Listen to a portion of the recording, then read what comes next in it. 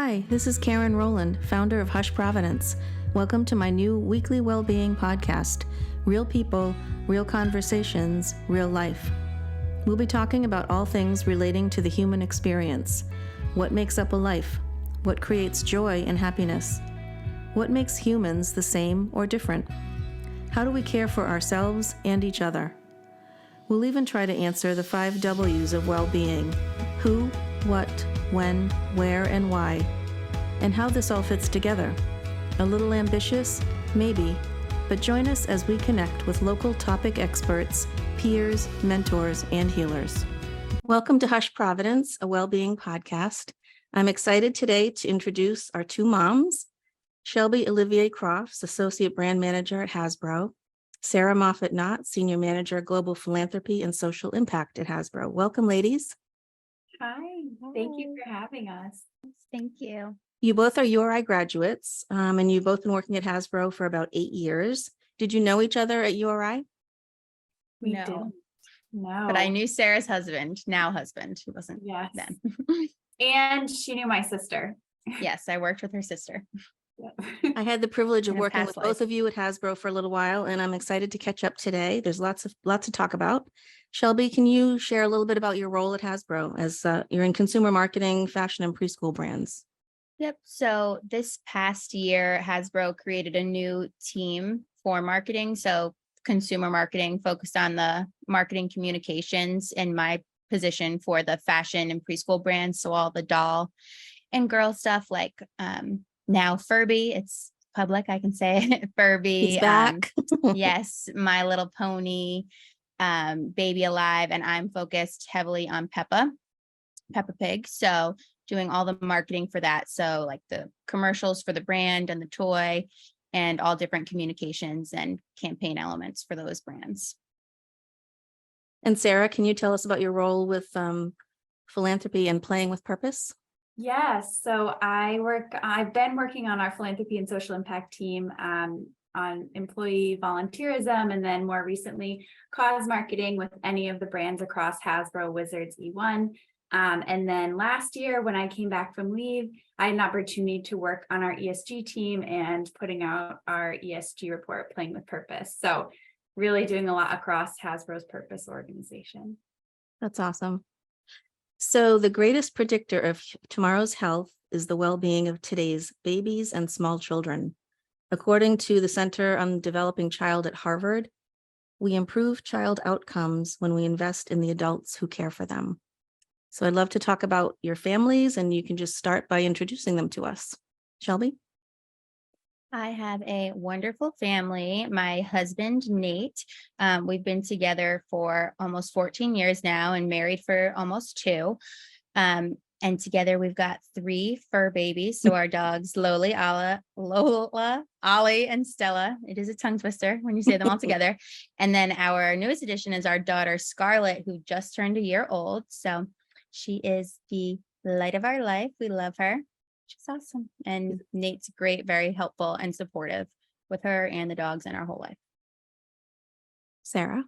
And I am married to my husband, Paul. We've been together for 10 years, married almost 4.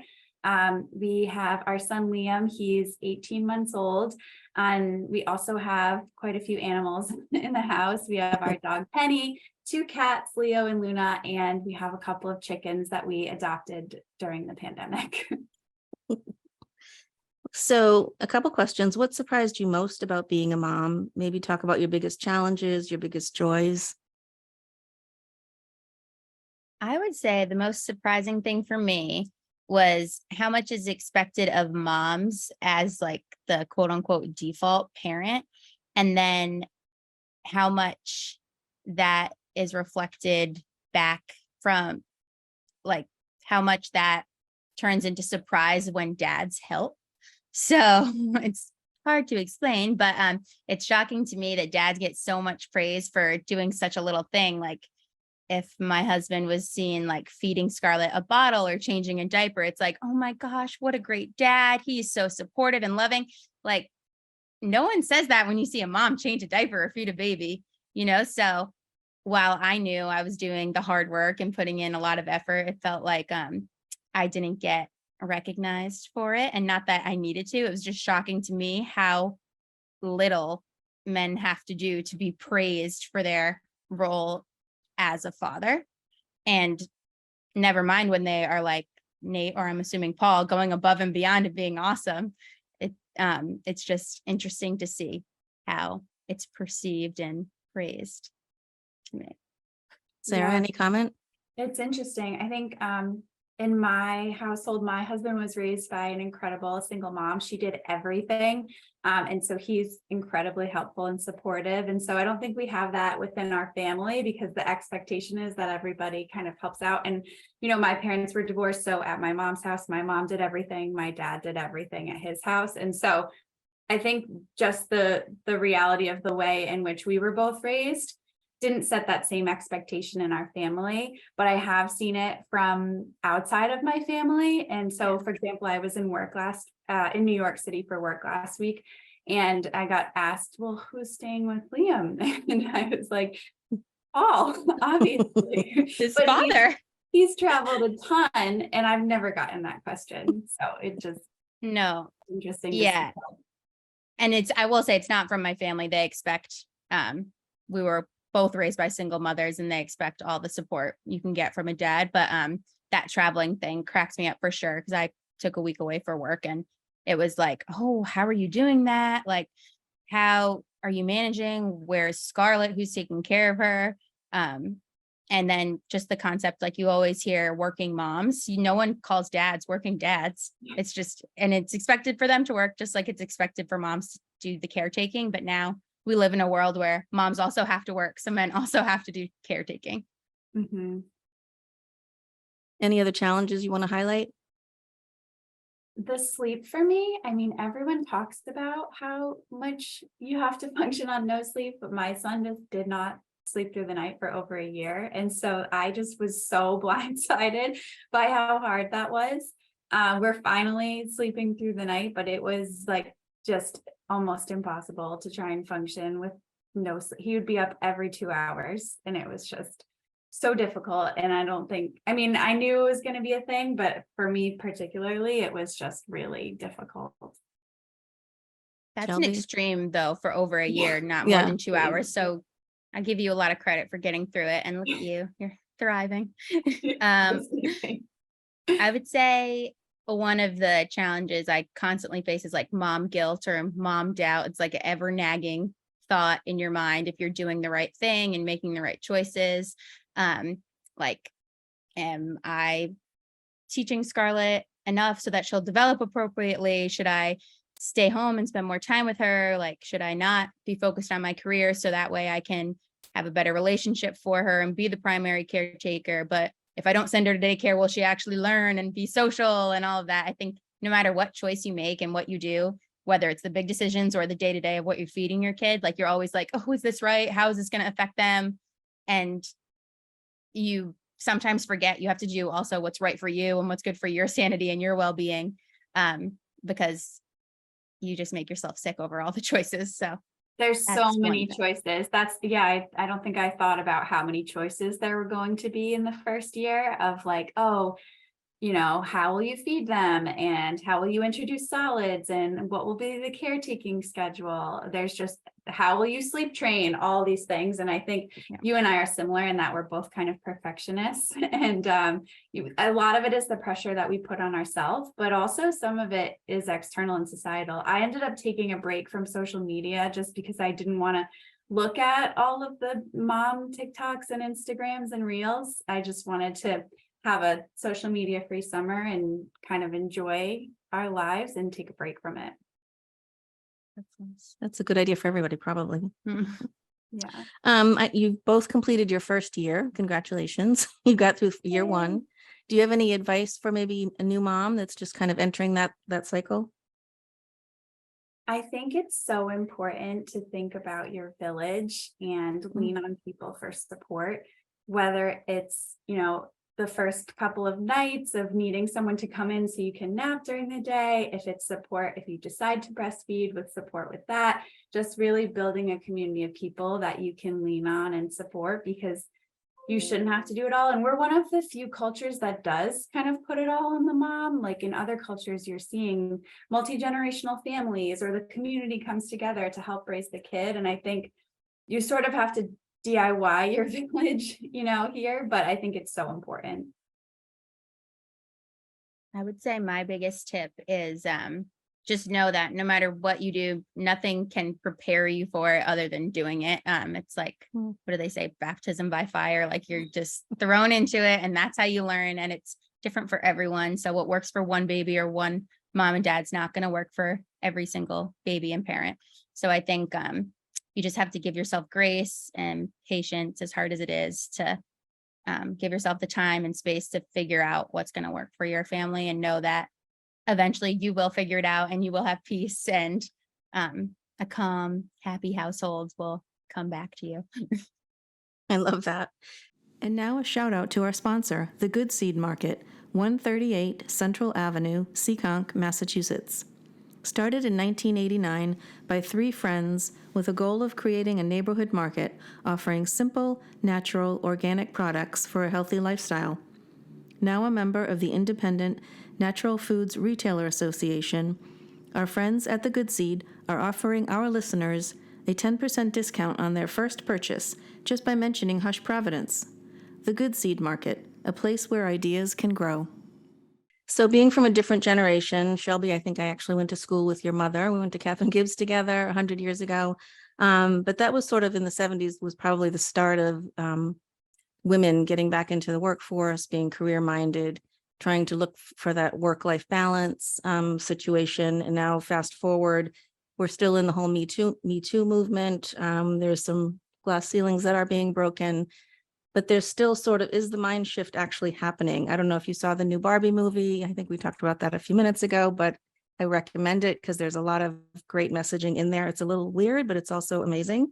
But you're representing the next generation in this whole crazy experiment of gender roles. So even though we touched on it a little bit a few minutes ago, do you think that we as women can actually achieve a healthy balance and boundaries with intention? Do you see a shift? I see a shift, but I also think we're not fully there yet. I think sometimes I feel like I'm expected to parent like I'm not working, and I'm expected to work like I'm not a parent.